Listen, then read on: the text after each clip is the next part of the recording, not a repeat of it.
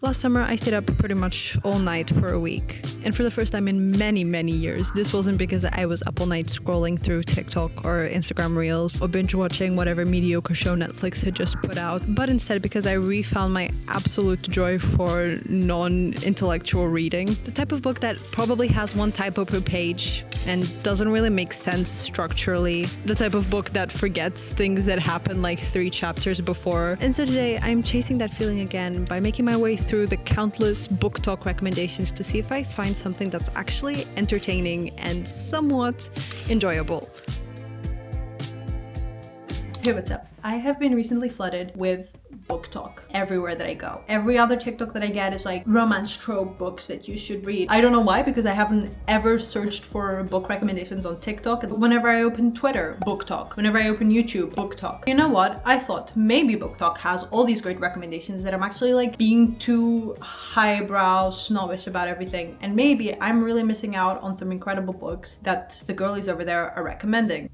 So today I thought that I would try reading some of Book Talk's biggest recommendations, but I'm not going into this wanting to hate. In fact, I really want to find a book that I like, because I've mentioned this in previous videos. I don't like really complicated intellectual books. Like, I really like something stupid and silly and goofy. That's what I like in my media. My favorite TV shows are Glee. My favorite reality TV shows are Real Housewives of Salt Lake City. I am not a serious person, and I don't like consuming serious media because that's what life is for. So I really want to find a silly book that I enjoy. My big mission going into this is to find something that low-key feels like a fan fiction. Like the joys that I got from reading fan fiction when I was 13 on my Samsung Galaxy Y phone, I want to emulate that. And I feel like book talk is probably the closest thing that we're gonna get to modern day fan fiction. Let's get reading! Of course, a book talk video would not be completed without me mentioning my absolute mortal enemy of an author, Colleen Hoover. And sometimes I think, you know what, maybe she's not that awful. My whole coffee thing just drops on my hand, which burns me because I just finished making coffee. And then I think at least it didn't fall on the ground, and I put it back in, and then of course it falls on the ground, and I have to clean tiny ground coffee particles from the floor. Sleep with one eye open at night, Colleen Hoover. I'm sorry, I feel bad. I knew nothing about this woman, and I actually came here with a revelation today. If you couldn't tell by the monologue I just did, I am really not a Colleen Hoover fan. Like, since she started blowing up on Book Talk, even before like all the movie deals, all the rage about like what was going on with the drama and all of that, I have always hated her books. So many of her books because I was like, surely I am the one who's missing out on something because everybody loves her books. I read It Ends With Us, I read the blue one, I read the other blue one, and none of them I was able to make past a couple of chapters because they were so boring, and all her characters are the pinnacle of like what I hate about protagonists. It's actually just too violently American for me. So I closed that box. I was like, I'm not gonna read any more Colleen Hoover. And then somebody recommended me her thrillers. And then I was intrigued because this woman seems like the type of person that thinks black pepper is spicy. So I was like, okay, I'm gonna read it. And so I read both her thrillers, I think Verity and Layla. They are so insane. And I don't know if it's in a good way or a bad way, because I don't know if she's purposely trying to make them like insane and like super camp in a way, or she's just really convinced that these are like super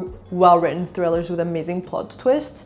And in that case, I don't think it's great. In the other case, however, I think these books are amazing. Particularly, let's talk about Verity, because I have now read this book 4 times. 1, 2, 3, 4 times. I think that this can probably go in my top all-time ironic books that I have ever read, because I find this so incredibly enjoyable.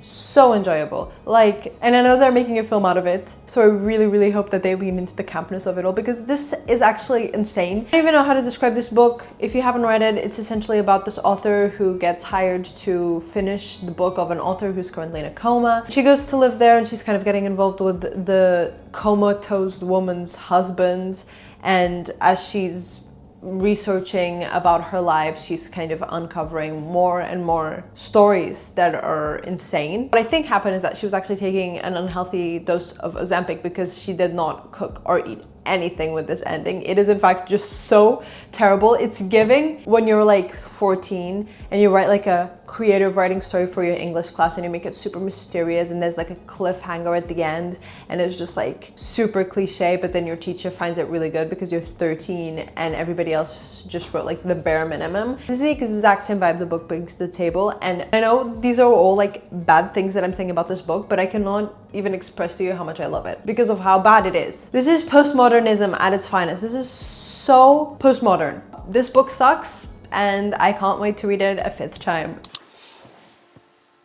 Let's talk about The Cruel Prince. I'm gonna be honest with you guys, I actually read this book in 2022 and I didn't remember a single thing from it. I tried to log into my Goodreads but my phone's out of storage, so all my apps automatically uninstall and I just didn't have Wi-Fi at the time to install it again, so I just decided it was gonna be easier to reread the whole book again.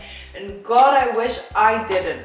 Here's the thing, I know I'm a hater, but I really do try to go into every single one of these books with an open mind. And I'm very good at distinguishing if a book is good but just like not for me, if it's readable and not just for me, or on the other hand, if it's absolute trash but I love it, or if it's absolute trash and nobody should like it. And I'm afraid this book is one of those cases. Maybe this would have been completely different if I read this when I was like 14 and like super into like fantasy and YA. And my reading habits were mostly like fan fictions, because this is literally what this book read as. It read as a fan fiction. Everybody had main character syndrome. Jude, literally cannot hate a character so much.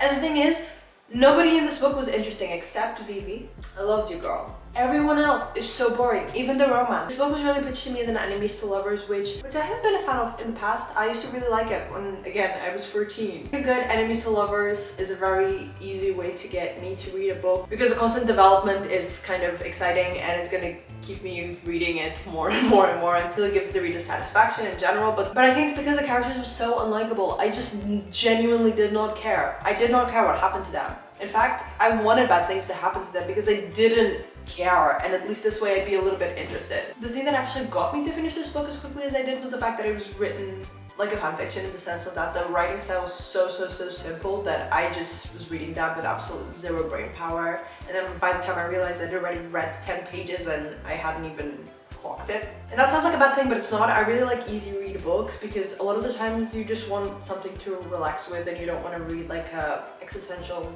philosophy essay. But there's a way to do easy reading with a good writing style and with good characters and with good plot and with good drive and with good anything else. The cover of this book was nice to look at. That's the only nice thing that I can say about my experience reading The Cruel Prince. It's time to talk about one of my most controversial opinions and something that will probably get me crucified in the holes of the internet, because everybody and their cousin loves this book, but I just cannot get behind it, and that is The 7 Husbands of Evelyn Hugo. I'll be super honest with you, I have been the biggest hater for this book for the past like 5 years that it's been out. I have been so vocal about how much I just think this book is so ridiculously overrated. I thought maybe I'm just being an unjustified hater and I'm gonna read it again and I'm gonna enjoy it. Not the case. I actually think I hated it more this time around. I have a reasoning, and it's probably just based on my own personal opinion on what I like in books and what I value in books, and a lot of people might not see this as justified. I am a huge fan of like subject matter, the concept of this book. If anybody loves 1950s Hollywood, it's me. Character inspired by Rock Hudson really sold this book to me. Like, I heard somebody talk about it and I was like, well, if anybody loves Rock Hudson, I'm the girl, I'm gonna read this book. And I read a little bit about it, and the subject and the plot seemed very interesting. And then I read the first page of this book and I was like, oh, it's gonna be one of those. I think in the first page, there's like a line about the narrator of the book, the girl that's writing the story about Evelyn Hugo. She says something like, I have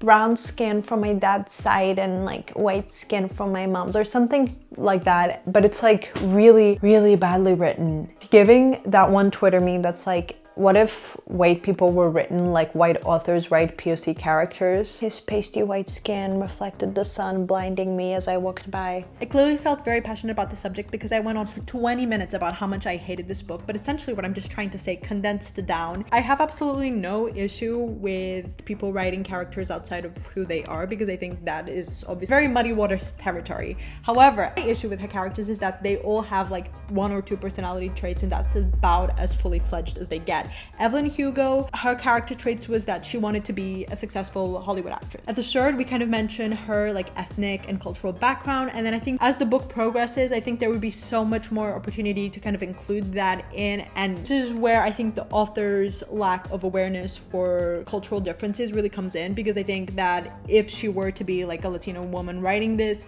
I think her perspective and her character would be a lot more fully fledged out, because she would be struggling with a lot more things. And this is not to say that every single character has to struggle with like internal whatever, but I think in the case of this book, yes. I don't know if that makes me sound like the friend who's too woke. I really just think that this book is so two-dimensional, and it's such a shame because it has so much potential. And side note, but a funny anecdote, in 2021 I started a rumor that Addison Rae was going to be cast as Evelyn Hugo in the Evelyn Hugo film, and it blew up on Twitter. Like, a lot of people fully believed this, and it was so ridiculous at the time. But with the Addison Rae rebrand, I actually think that it would be a great idea. Anyway, as long as they don't get Anna de Armas in it, I'm good. The whole point of Evelyn Hugo was that she was like really tan and not white American looking. And if they cast Anna de Armas, like, dude, those are my thoughts on Evelyn Hugo.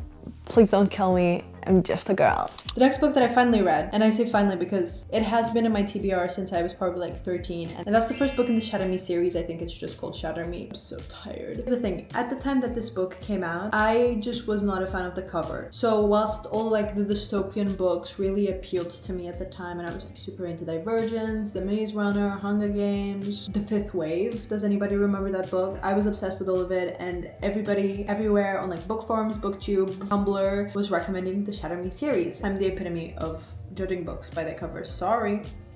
How can I trust that your 300 plus pages are good if you couldn't even hire a good graphic designer? You know what I mean? And so I started reading this book, and I really hated it at first. Like, I'll be super honest with you. I hated this book so much at first because it really just reminded me of like super YN syndrome. I hated the formatting, like the way that she like crossed out specific sentences. I read a lot of terrible things, but this was actually like making me physically cringe so much that I couldn't like carry on. And then I stopped myself. And I reminded myself of my initial mission, which was to find a book somewhat similar to fanfiction.